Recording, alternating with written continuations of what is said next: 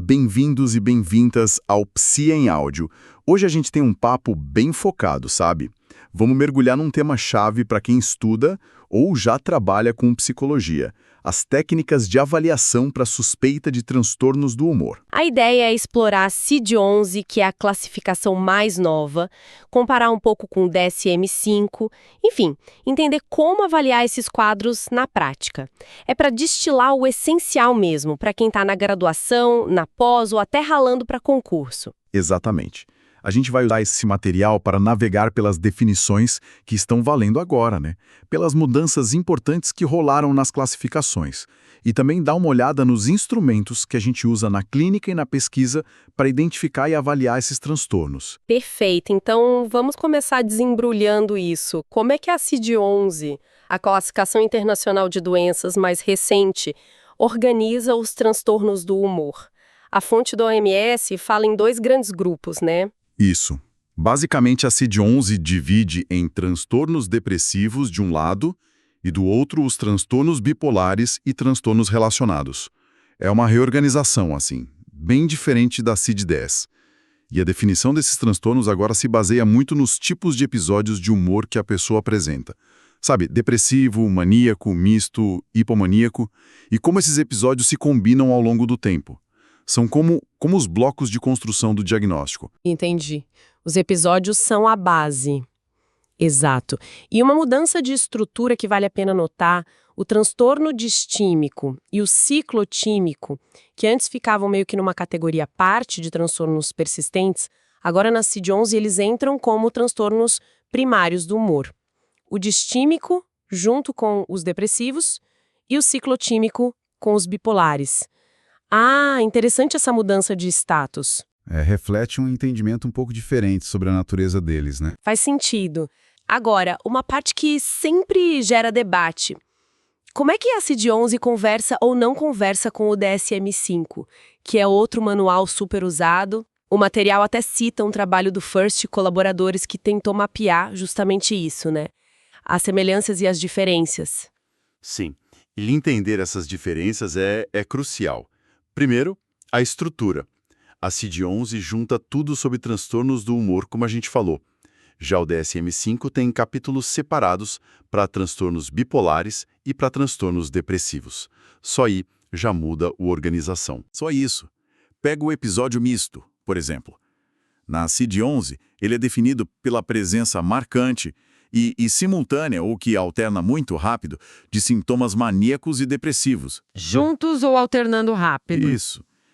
Já o DSM-5, ele não tem bem um episódio misto como o diagnóstico principal. Ele usa um especificador com características mistas, que pode ser adicionado a um episódio maníaco ou depressivo. Parece sutil, mas... Mas impacta na prática, imagino. Com certeza. A abordagem da CID-11 pode acabar identificando mais esses quadros mistos, sabe? Que muitas vezes precisam de um manejo diferente da mania ou da depressão puras. Entendi. E a distimia? Como fica essa comparação? Outra diferença importante, a CID-11 mantém o transtorno distímico como uma categoria própria. O DSM-5, por outro lado, ele juntou a distimia clássica com a depressão maior crônica. Criou o transtorno depressivo persistente. São jeitos diferentes de pensar a cronicidade na depressão. São visões diferentes do mesmo fenômeno, talvez. Pode ser. E tem mais um detalhe importante na CID-11 para episódio depressivo. Agora exige humor deprimido ou anedonia, né, a perda de interesse, mais pelo menos 5 outros sintomas. Na CID-10 eram 4. Aumentou a exigência de sintomas. E a CID-11 também parece dar mais peso para o impacto funcional na hora de avaliar a gravidade. Não é só quantos sintomas a pessoa tem, mas o quanto aquilo está atrapalhando a vida dela no dia a dia. Isso é importante, tira o foco só da lista de sintomas, mas mesmo com essas classificações ficando mais refinadas, diagnosticar na prática ainda é um desafio gigante, né? Aquela estatística que a fonte traz, do Hirschfeld, nossa, 10 anos em média para ter o diagnóstico certo. É muito tempo, é chocante, né? E isso só reforça uma coisa que a gente não pode esquecer. O diagnóstico dos transtornos do humor é, na essência, clínico. Não tem exame de sangue, não tem imagem que diga é isso. É a conversa, a avaliação. Exato. As ferramentas, as escalas, os questionários são ótimos, ajudam muito. Mas eles são auxiliares. Não substituem uma entrevista clínica bem feita, aprofundada. É ali que você vai investigar a história toda da pessoa. Psiquiátrica, familiar, social, a doença atual, se usa substâncias, e fazer o exame do estado mental. O olho no olho, a escuta atenta.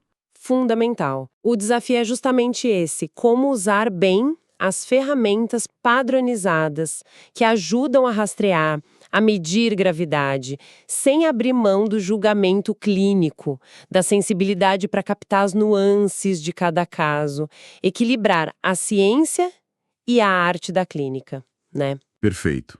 É isso. Entendido. Vamos então aprofundar um pouco nos transtornos bipolares e relacionados. O livro destaca que são quadros graves, crônicos, muitas vezes incapacitantes, com mais morbidade e mortalidade aumentada. Os números de prevalência mundial são expressivos, né? Cerca de 1% para o tipo 1 e 1,5% para o tipo 2. A CID-11 lista lá tipo 1, 6A60, tipo 2, 6A61 e o ciclotímico 6A62. Sim. E uma mudança importante da CID-10 para 11 foi justamente separar bem o tipo 1 do tipo 2. Antes eram vistos mais como subtipos, agora são condições distintas mesmo, definidas pelo padrão de episódios. Qual a diferença principal entre eles, então? Basicamente, o tipo 1 tem pelo menos um episódio maníaco na vida. Pode ter tido depressão, hipomania, mas a mania é o divisor de águas. O tipo 2 tem pelo menos um episódio hipomaníaco e um depressivo, mas nunca teve um episódio maníaco completo. A mania define o tipo 1, a hipomania, com depressão, define o tipo 2. Exato. E comparando com o DSM-5, tem umas diferenças nos critérios que são interessantes. Por exemplo, a duração mínima para a hipomania. O DSM-5 fala em pelo menos 4 dias. A CID-11 diz vários dias. É mais vago. Vários dias pode ser interpretado de formas diferentes, né? Pode. E a CID-11 também parece dar um destaque um pouco maior para a irritabilidade como sintoma de humor elevado. Tem até um estudo que a fonte cita, do Angst e colegas, que sugere que usar os critérios da CID-11 pode levar a diagnosticar mais episódios hipomaníacos e, por consequência, mais TBB tipo 2, do que se usasse o DSM-5. Olha só, uma mudança no critério pode impactar a epidemiologia. E quais são as características principais desses episódios na CID-11? Mania, misto, epomania. Vamos lá. O episódio maníaco, que define o TB1, é aquele humor muito elevado, sabe? Eufórico, ou às vezes muito irritado ou expansivo, com aumento grande de energia e atividade. Isso dura pelo menos uma semana, ou menos se a pessoa precisar ser internada. E vem com outros sintomas juntos, né? Sim. Fala muito rápido, pensamento acelerado, parece que as ideias fogem, autoestima lá em cima, precisa dormir menos, fica mais impulsivo, se envolve em atividades de risco. E o principal, causa um prejuízo bem claro na vida da pessoa, no trabalho, nas relações. Entendi. E o misto? O episódio misto, na CID-11, também no TBI, é quando a pessoa tem ao mesmo tempo, ou alternando muito rápido, sintomas fortes tanto de mania quanto de depressão. Quase todo dia por pelo menos 2 semanas. É um quadro bem difícil, muito angustiante para quem passa por isso. Imagino. E a hipomania, do TB2? A hipomania é tipo uma versão mais leve da mania. Tem a elevação do humor, ou irritabilidade, e o aumento de energia e atividade, por vários dias.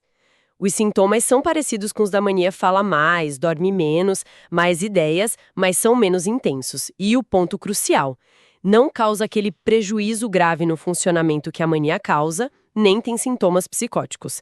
É uma elevação, mas não tão disruptiva. Isso. E para fechar o diagnóstico de TB2, a pessoa precisa ter tido pelo menos um episódio desses de hipomania e também pelo menos um episódio depressivo, sem nunca ter tido mania ou episódio misto. Ok.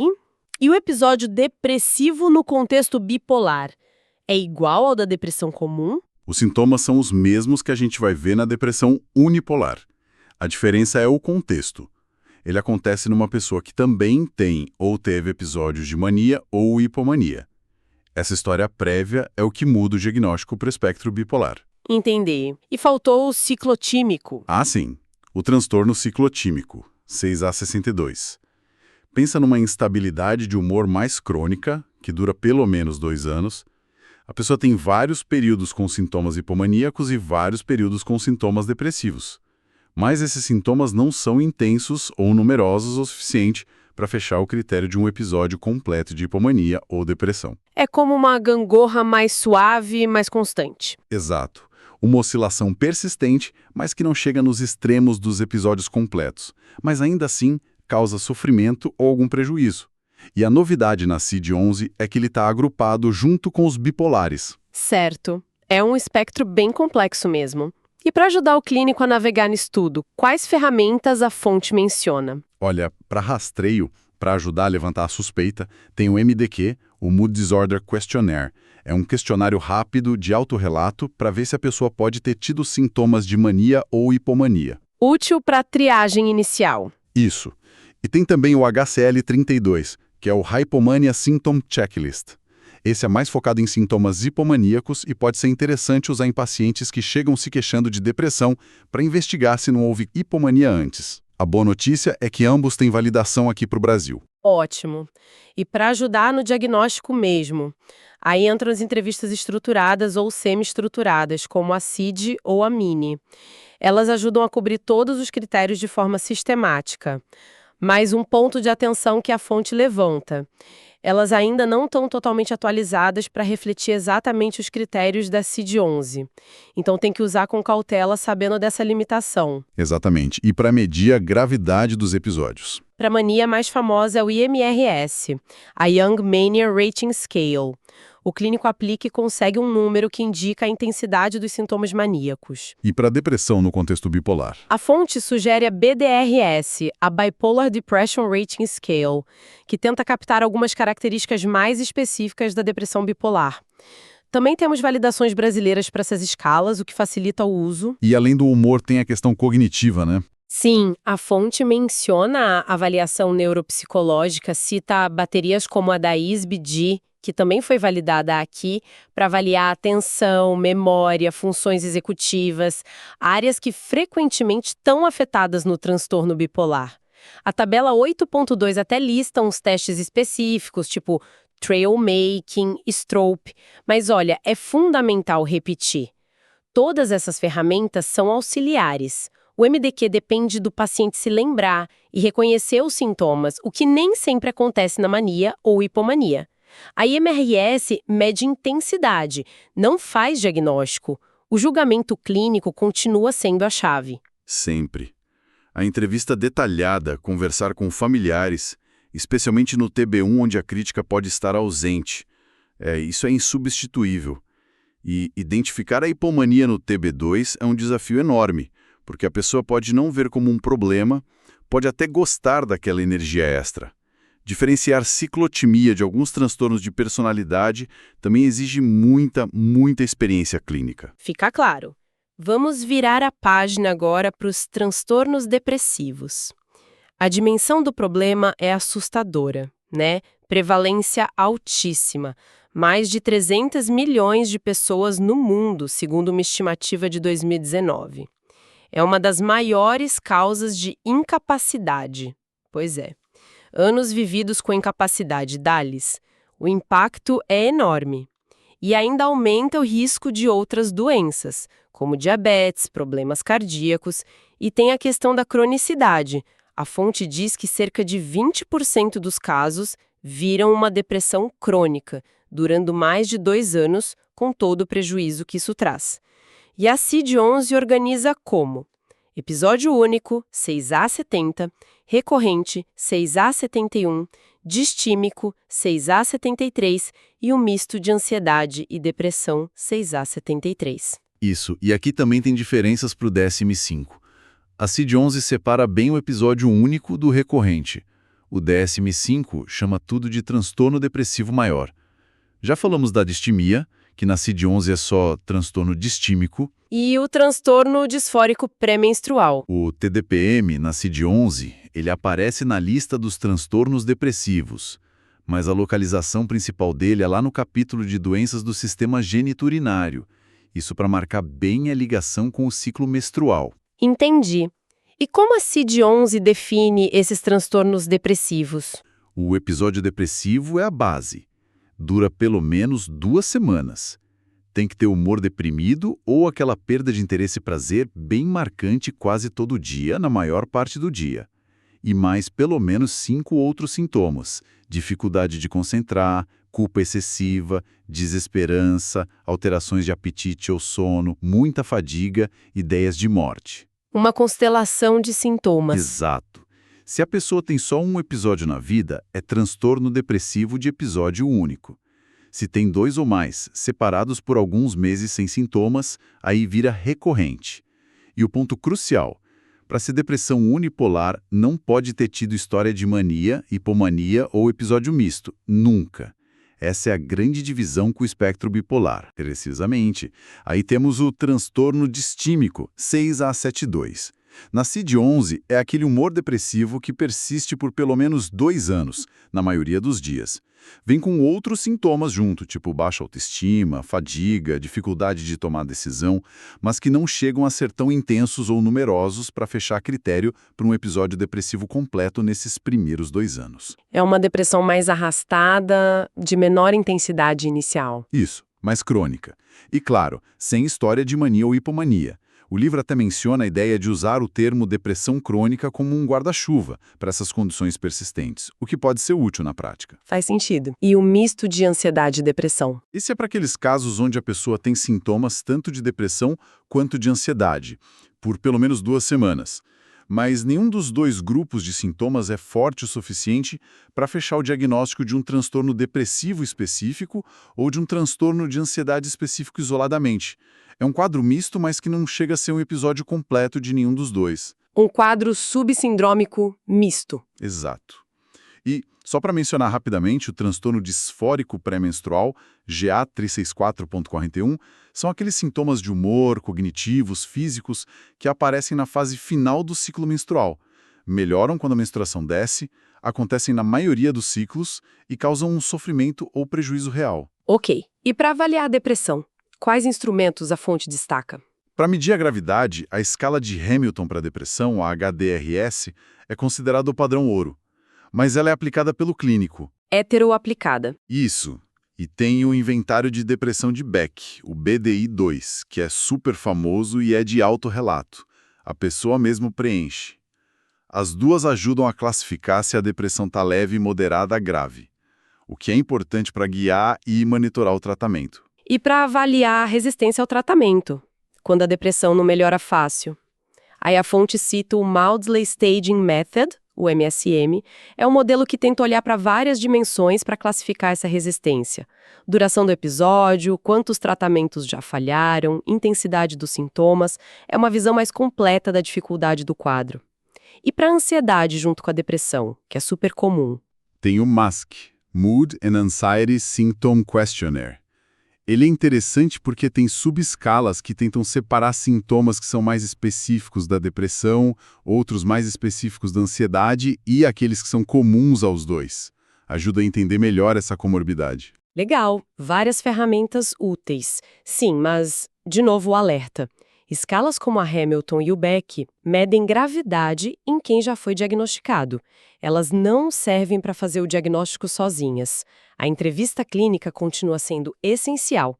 E aqui, na depressão, um ponto crítico é perguntar ativamente sobre qualquer episódio passado, mesmo que rápido, que possa ter sido mania ou hipomania, para não correr o risco de diagnosticar como depressão unipolar algo que, na verdade, é bipolar, né? Exatamente. É um erro que acontece e que tem consequências sérias, porque o tratamento é completamente diferente. Antidepressivo sozinho pode até piorar o quadro bipolar. Tem que investigar essa história com muito cuidado. Fica muito claro que a avaliação é um processo bem complexo, cheio de detalhes. Tentando amarrar tudo isso que a gente conversou, qual seria a grande mensagem para quem está nos ouvindo? Olha, eu acho que a mensagem central é: as classificações, como a CID-11 e o DSM-5, Elas são importantes. Elas organizam o conhecimento e estão sempre evoluindo. As ferramentas de avaliação, as escalas, os questionários são apoios valiosos, trazem dados objetivos e ajudam a padronizar. Mas o principal continua sendo a entrevista clínica cuidadosa, a anamnese bem feita, a escuta atenta, a observação do paciente. E sempre que possível conversar com a família, buscar informações adicionais. Essa combinação de habilidade clínica com o uso criterioso das ferramentas é o que faz a diferença. Essa continua sendo a ferramenta principal do psicólogo, do psiquiatra. Concordo totalmente. Entender as nuances das classificações, saber quando e como usar cada ferramenta e integrar tudo isso com uma avaliação clínica sensível, humana, é isso que permite uma prática eficaz e ética. E para quem está estudando ou se preparando para concurso, dominar esses conceitos é, sem dúvida, fundamental. Com certeza. E para a gente terminar, queria deixar uma provocação, uma reflexão. Vendo toda essa complexidade, a sobreposição de sintomas, essa natureza muitas vezes dimensional, de espectro, pensa na ciclotimia ou na dificuldade de diferenciar alguns quadros de transtornos de personalidade. Será que as futuras classificações vão precisar ir além dessas caixas diagnósticas que a gente tem hoje? Como a gente poderia capturar melhor essa natureza mais dimensional da desregulação do humor? Fica aí a pergunta para a gente pensar. Bom, com isso a gente conclui nossa exploração sobre a avaliação dos transtornos do humor, com esse foco na CID-11 e nas comparações. A gente espera que essa conversa tenha sido útil para organizar as ideias, seja nos estudos ou na prática clínica. E se você gostou e quer mais resumos e discussões em áudio sobre temas importantes da psicologia para estudantes e profissionais, não deixa de seguir o nosso canal, o Psi em Áudio. A gente se encontra na próxima.